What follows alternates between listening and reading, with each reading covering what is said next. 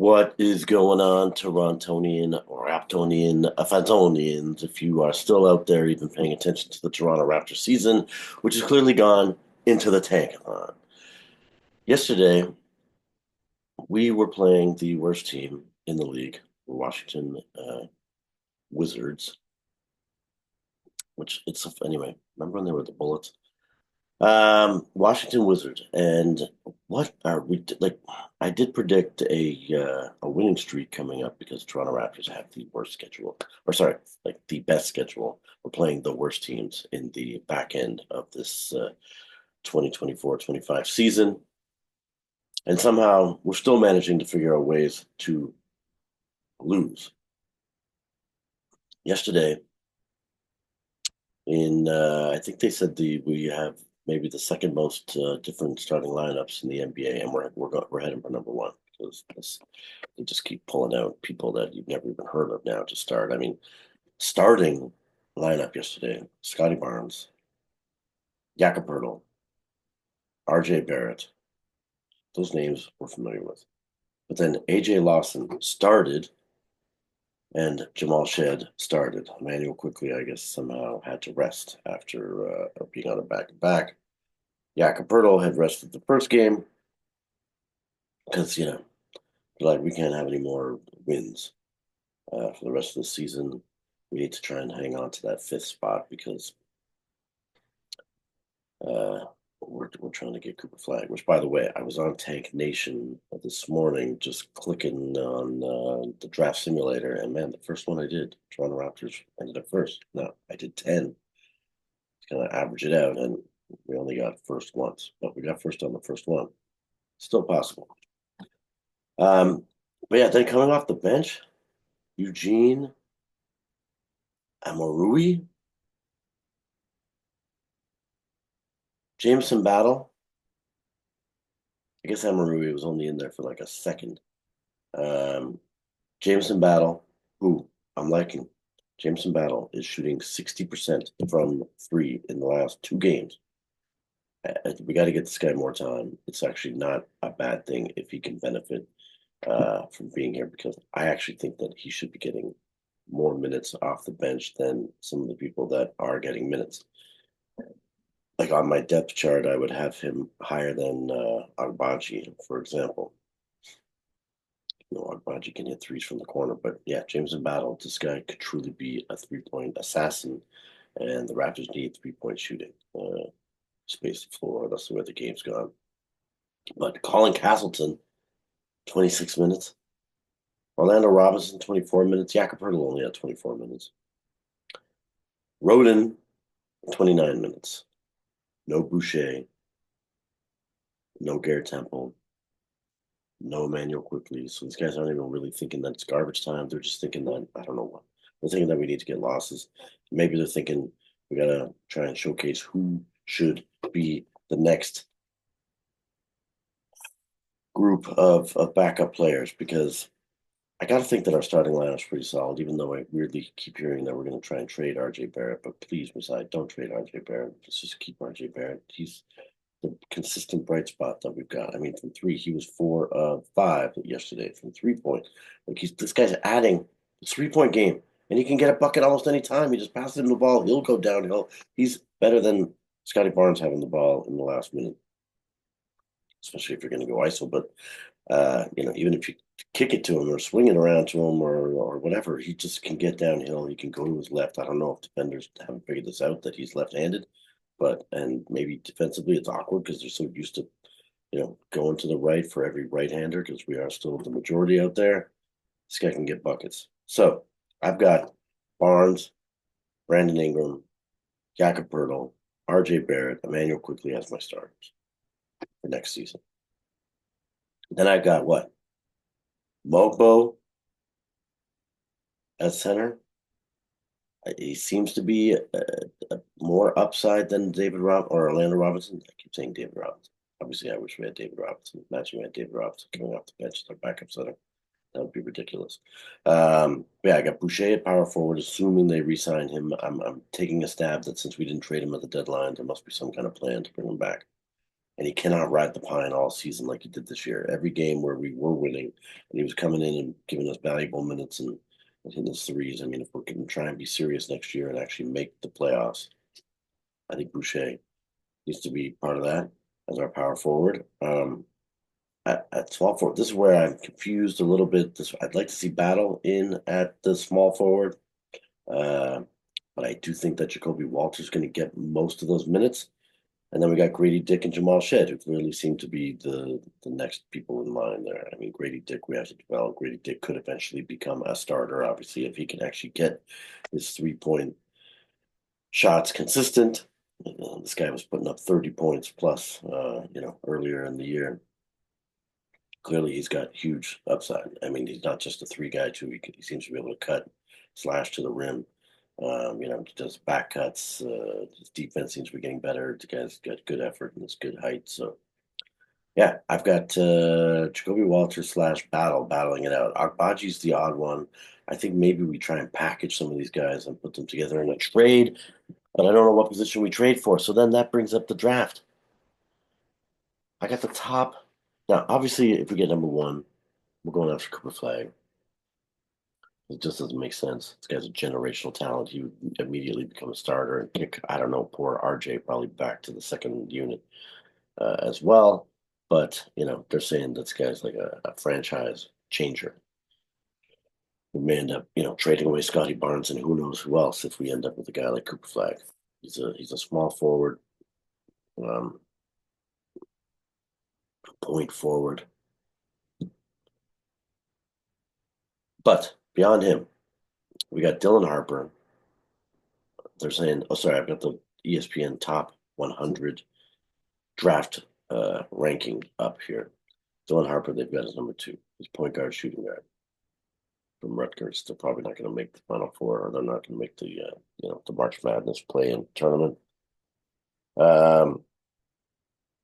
coming up. But they're saying Rutgers is probably going to be out. So both the number 2 and the number 3 pick, you're not going to be able to see in the Final Four. Or in even the Sweet 16 or whatever. Dylan Harper, nothing too exciting.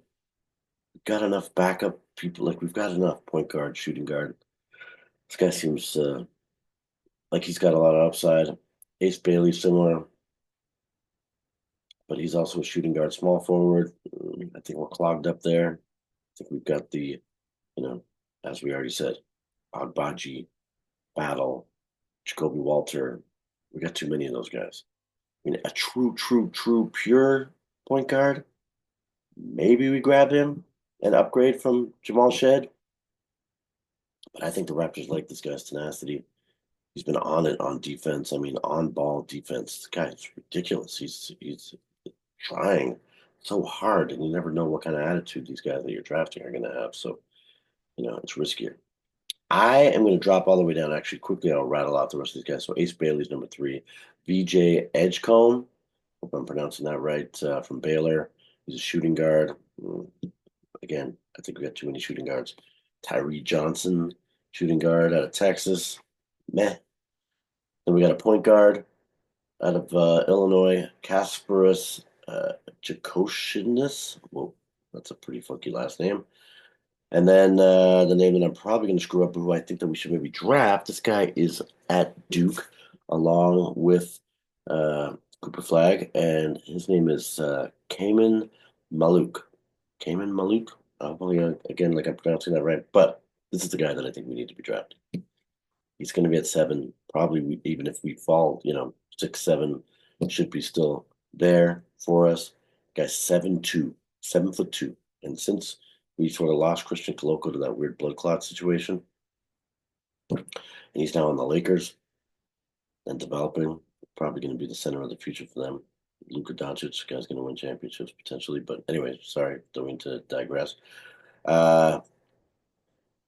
Yeah, this is the guy that I think we should need to get. They're saying he's defensive minded, has great effort, and he can't teach height.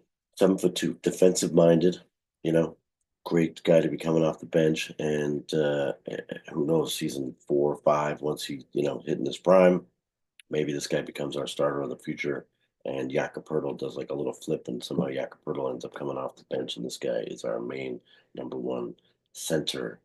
I think that's where I would be going.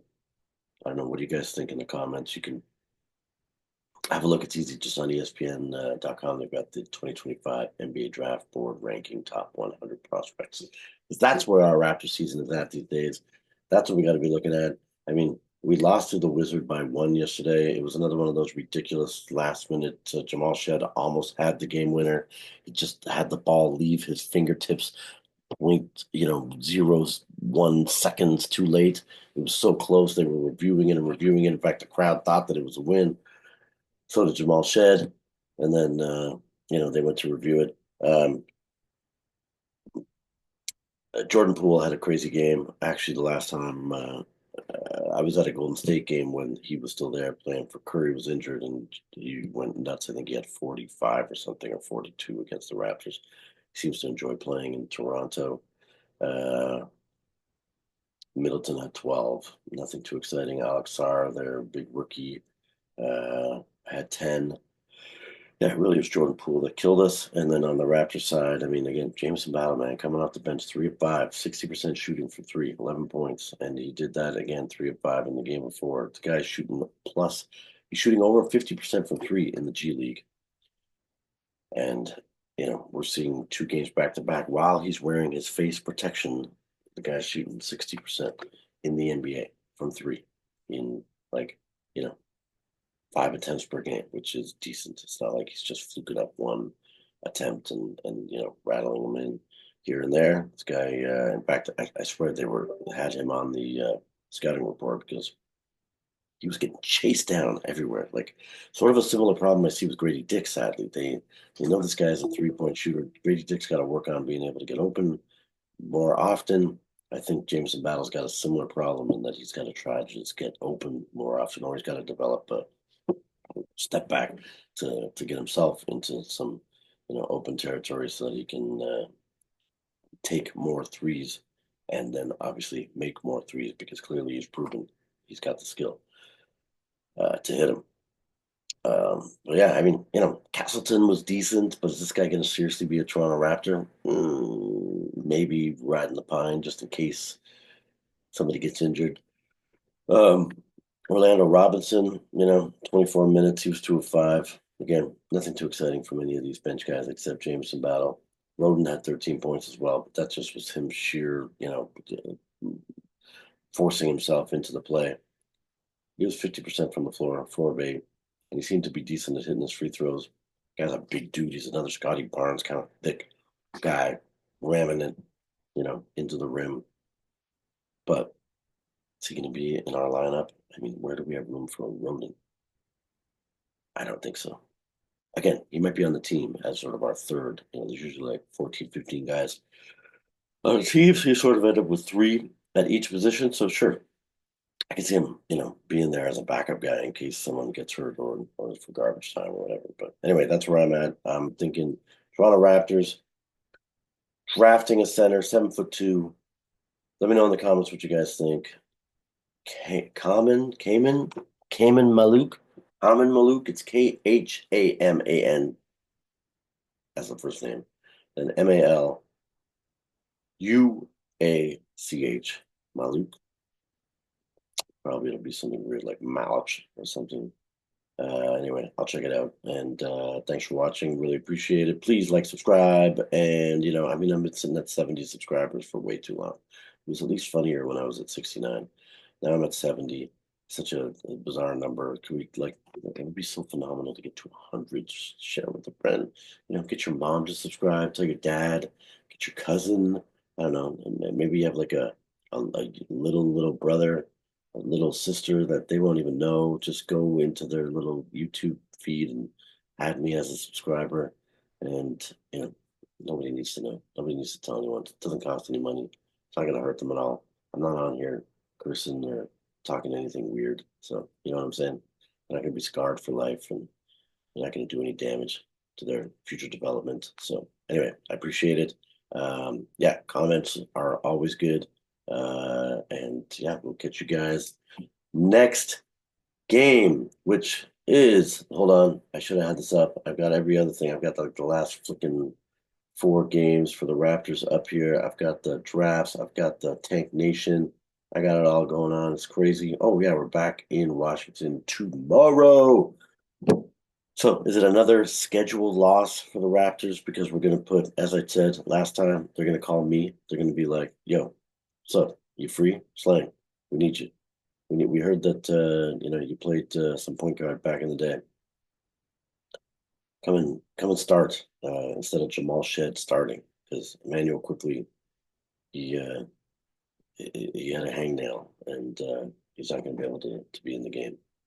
That's what's coming to. Anyway, thanks for watching, Mr. Beast for President. See you guys next time.